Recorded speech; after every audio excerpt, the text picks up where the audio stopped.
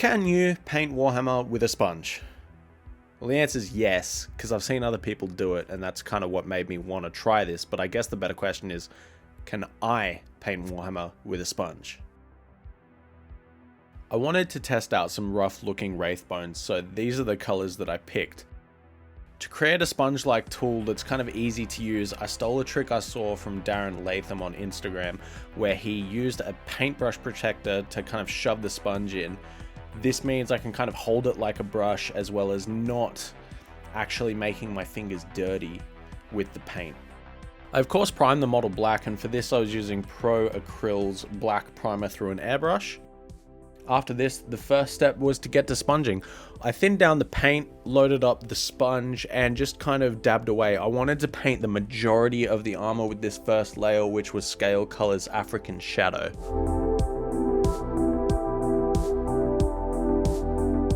After this, I loaded up a new sponge with Scale Color Rainy Grey. I actually went over this in a couple of different layers.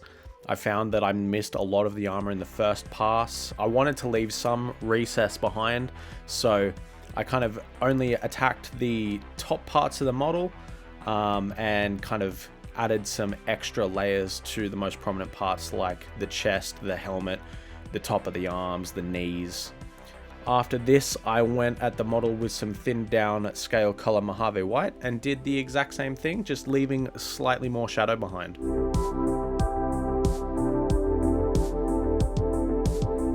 After that, I added some pure white to the Mojave White. I used Pro Acryl's white because it's quite an opaque and matte white.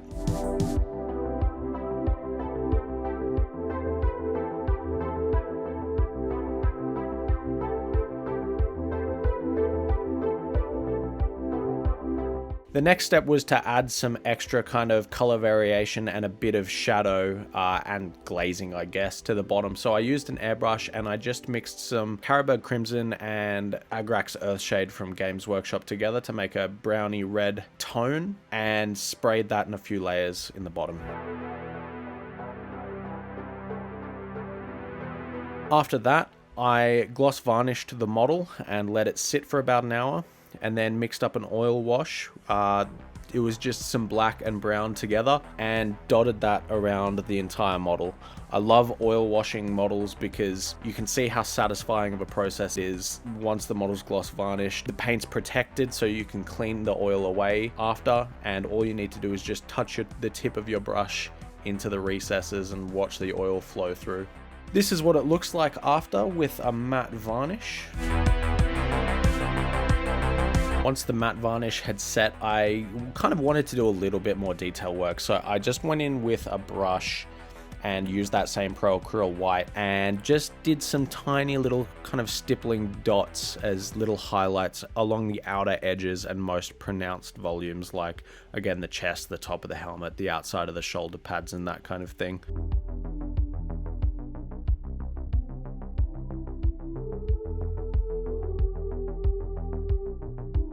The next step was, of course, to use a paintbrush and just black out the non-bone armor portions of the miniature. And here's how she looks with everything blacked out.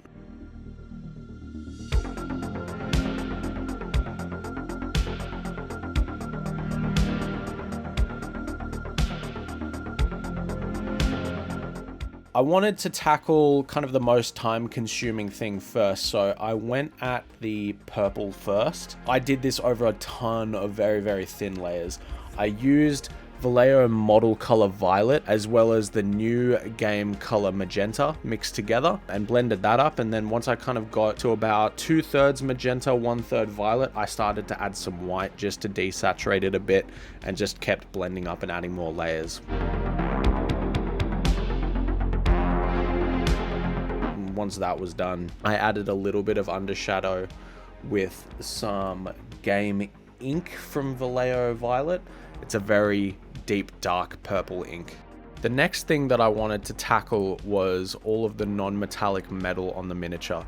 So I base coated all of the gold parts with Rhinox hide, and then I started slowly adding in some model color golden brown. I just kind of wanted to show the palette quickly of the first layer after the Rhinox hide. So it's just a tiny bit of golden brown mixed in, very thin again, just to show kind of how many steps that I go through to get from the Rhinox hide itself to the golden brown, just adding very gradual amounts. This is a time-consuming process, so just be patient. Use a very small amount of very thin paint, but it's a very fun and rewarding process. I didn't actually do any blending or glazing for this one because all of the gold portions are quite small. I just went from Rhinox hide, slowly adding in more and more golden brown, touching a smaller portion of the miniature each time, and then once I was at golden brown, I added in some pure white and kind of did the same thing just a couple of times just to add some really bright spots.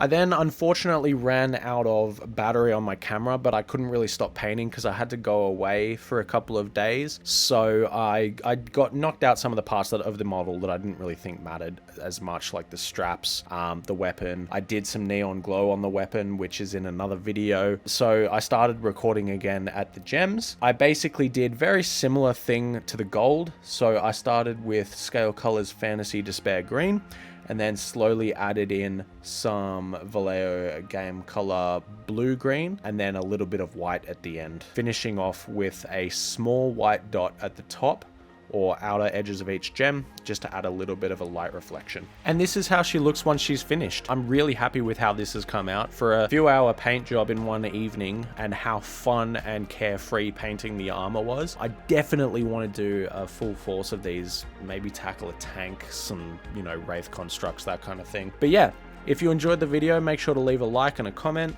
If you want to see more from me, make sure to subscribe, and I'll see you guys in the next one.